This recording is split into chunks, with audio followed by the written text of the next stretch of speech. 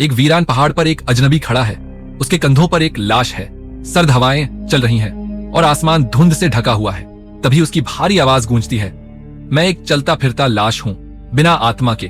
वो बताता है कि साल 1895 में वो विक्टर फ्रैंकस्टाइन नामक डॉक्टर से मिला। उसकी लाश तब बेहद बुरी हालत में थी, चीर फाड़ से भरी, मानो जिंदगी से कोई वास्ता ही न रहा हो। लेकिन डॉक्टर ने उसे एक प्रयोग का हिस्सा बना दिया, उसे जिंदा कर दिया और उसका नाम एडम रखा। पर डॉक्टर को जल्दी ही समझ आ गया कि उन्होंने कोई इंसान नहीं, एक राक्षस को जिंदा किया है। डॉक्टर ने तुरंत उसे खत्म करने की कोशिश की, लेकिन वो शैतान बच निकला। बदले की आग में जलते उस राक्षस ने आखिरकार अपने निर्माता को ढूंढ निकाला और डॉक्टर फ्रैंकस्टाइन की पत्नी की जान लेकर अपना बदला पूरा किया। गम और गुस्से में फ्रैंकस्टाइन उस शैतान के पीछे सालों तक भटकते रहे, लेकिन सर्द मौसम और भूख प्यास ने उनकी जान ले ली। बावजूद इसके राक्षस ने अपने निर्माता का अंतिम संस्कार खुद किया, उसी किताब के साथ जिसमें वो तमाम रहस्य दर्ज थे जिससे उसकी रचना हुई थी। फिर जब सब कुछ खत्म सा लगने लगा, तभी कहानी ने एक नया मोड़ लिया। अचानक एक झुंड राक्षसों का उस पर हमला कर देता है। उसे ले जाने लगते हैं अपने राजा नेबेरियस के पास। पर तभी एडम एक खास त्रिशूल से एक राक्षस को मार गिराता है। उसके मरते ही एक पत्थर का जानवर अचानक जिंदा हो उठता है और फिर कई और भी। वे सभी एडम की रक्षा करते हैं। ये हैं गारगोयल्स, जिन्हें पृथ्वी की रक्षा के लिए आर्कएंजल माइकल ने बनाया था। गारगोयल्स की रानी लियोनोर एडम का मन पढ़ लेती हैं और समझ जाती हैं कि वह कैसे बना।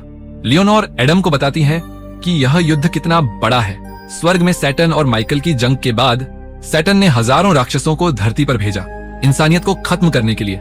लेकिन इंसान अभी इस खतरे से अनजान है। रानी लियोनोर एडम को अपने साथ लड़ने का प्रस्ताव देती है, लेकिन वह साफ मना कर देता है। वह अकेले रहना चाहता है। फिर भी रानी उसे एक विशेष हथियार देती है, एक ऐसा हथियार जो राक्षसों को सीधे नर्क भेज सकता है। एडम अकेला चला जाता है, किसी कोने में अपनी नई पहचान और शक्तियों के साथ छुपकर जीने के लिए। मगर राक्षसों का पीछा उससे छूटता नहीं। और फिर 200 साल बीत जाते हैं। 200 साल में दुनिया पूरी तरह से बदल चुकी थी। शहर ऊंचे हो चुके थे, इंसानी सभ्यता तकनीक से आगे निकल चुकी थी। लेकिन एडम अब भी वैसा ही था, अकेला, अमर और अंदर से टूटा हुआ। मगर अब वह थक चुका था। भागते भागते अब वो शिकार बनने के बजाय शिकार करने लगा था।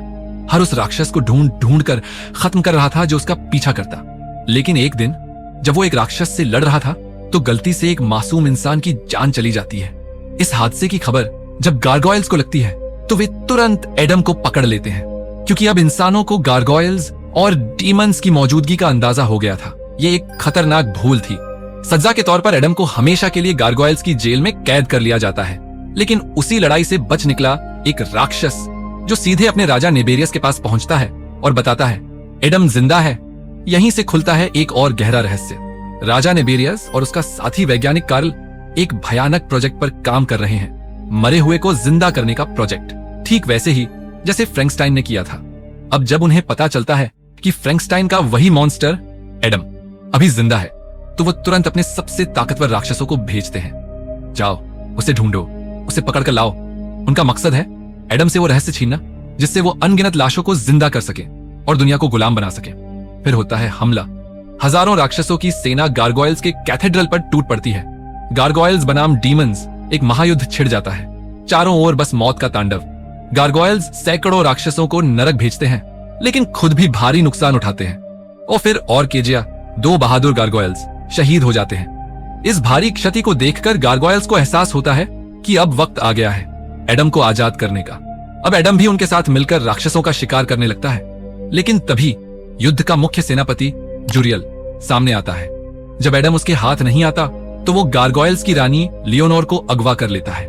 जैसे ही एडम को पता चलता है, वो रानी को बचाने के लिए अकेले निकल पड़ता है। लेकिन तब तक गिडियन, जो कि गारगोयल्स का सेकंड इन कमांड है, रानी को बचाने के लिए एक खतरनाक सौदा कर बैठता है। वो सौदा करता है फ्रैंकस्टाइन की वही किताब देकर जिसमें मरे हुओं को जीवन देने का राज छुपा है। यही किताब गारगोयल्स को उस रात एडम के साथ मिली थी और गिडियन ने उसे अपने पास रख लिया था। गिडियन अपनी रानी को बचा लेता है, लेकिन अब खतरा और भी बड़ा हो जाता है, क्योंकि जुरियल उस किताब को लेकर भागने की कोशिश करता है। और अब एडम जानता है वो किसी भी हालत में वो किताब उनके हाथ नहीं लगने दे सकता। एडम और जुरियल के बीच युद्ध एक बार फिर शुरू हो जाता है। चारों ओर चीख पुकार, आग का तांडव और तलवारों की झनकार गूंजती है। लेकिन इस बार भी जुरियल बच निकलता है। एडम उसका पीछा करता है और पहुंच जाता है एक रहस्यमयी और छिपी हुई सीक्रेट लैब में। यहाँ आकर उसे उस साजिश का पता चलता है। ये लोग लाखों डीम आत्माओं को जिंदा करने की तैयारी में हैं। इन आत्माओं को नर्क से निकालकर उन वेसल्स में डाला जाना है जिनमें कोई आत्मा नहीं, बिल्कुल वैसी ही स्थिति जैसी एडम की थी। इन वेसल्स को फ्रैंकस्टाइन की बुक की मदद से तैयार किया जा रहा था, जिससे राक्षसों की एक अनस्टॉपेबल आर्मी बनाई जा सके। जूरियल उस किताब को पहले ही अपने कमांडर को सौंप चुका होता है और वो कमांडर उसे वैज्ञानिकों के पास पहुंचा देता है। ये वैज्ञानिक बेखबर हैं कि जिसके लिए वो काम कर रहे हैं वो कोई इंसान नहीं, एक शैतान है। लेकिन तभी एडम लैब में घुस आता है। वो उस किताब को छीनकर भाग निकलता है, मगर एक मुश्किल अब भी बाकी थी। एडम खुद भी उस किताब को समझ नहीं पाता। उसे जरूरत होती है एक ऐसे इंसान की जो उस जर्नल को पढ़ सके और उसका अर्थ निकाल सके, और इसलिए एडम दिन छिपने पर टेरा का पीछा करता है। वही वैज्ञानिक जो उस लैब में थी, वो टेरा से सच बताता है, गारगोयल्स, डीमंस और फ्रैंकस्टाइन की किताब के बारे में। टेरा को यकीन नहीं होता, लेकिन उससे पहले कि वो कोई जवाब दे, जूरियल दोबारा हमला करता है। इस बार एडम तैयार था। वो जूरियल को एक भयंकर लड़ाई में मारकर नर्क भेज देता है। अब टेरा को भी यकीन हो चुका था। वो एडम की मदद करने को तैयार हो जाती है। वो उस किताब को पढ़ती है और एडम को उसका मतलब समझा देती है। अब समय नहीं था। एडम तुरंत गारगोयल्स के पास जाता है, उन्हें सब सच बताता है और वादा करता है कि वो किताब उन्हें लौटा देगा, बस एक शर्त पर, उसे और टेरा को कहीं सुरक्षित रखा जाए। रानी लियोनोर मान जाती है।